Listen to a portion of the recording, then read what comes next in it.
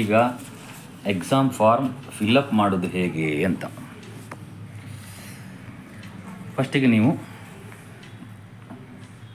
College ಕೋಡು 102 SJP Bengaluru mechatronics MC,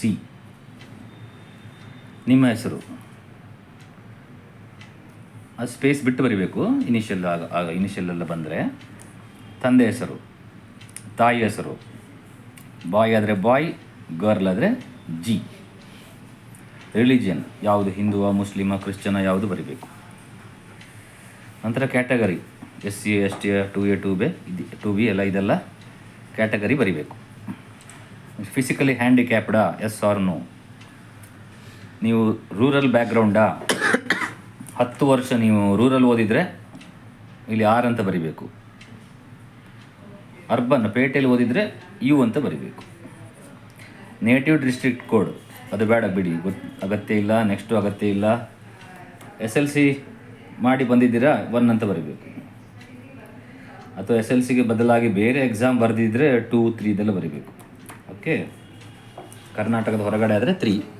so ನಿಮಗೆಲ್ಲ 1 ಅಂತ ಬರೀಬೇಕು. ನೆಕ್ಸ್ಟು ರಿಜಿಸ್ಟರ್ಡ್ ನಂಬರ್ ಅದು ನೀವು ಬರೆಯೋದು ಬೇಡ, ಯಾಕಂದರೆ ನಿಮಗಿನ್ನೂ ಸಿಕ್ಕಿಲ್ಲ.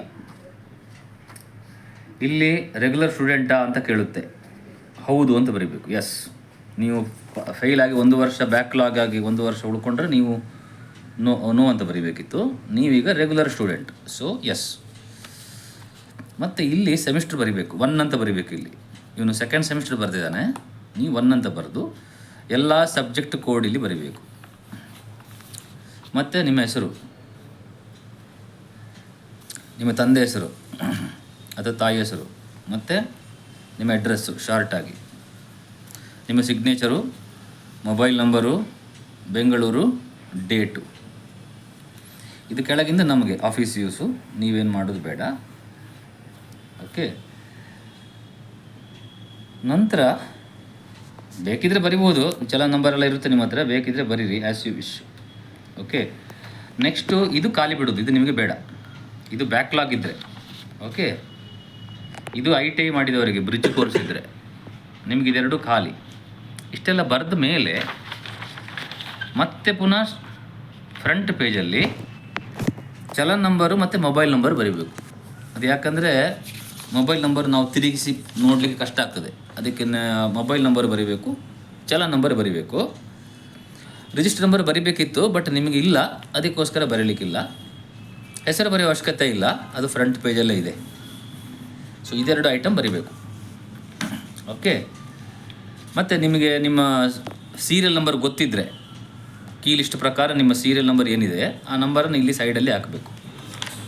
ಮತ್ತು ಚಲನ್ ಏನು ತೊಗೊಂಡಿದ್ದೀರಿ ನೀವು ಅದರ ಪ್ರಿಂಟೌಟ್ ಹಾಕಬೇಕು. ಓಕೆ, ನಂತರ ಹಳೆ ಮಾರ್ಕ್ಸ್ ಕಾರ್ಡ್ ಎಲ್ಲ ಜೆರಾಕ್ಸ್ ಹಾಕಬೇಕು.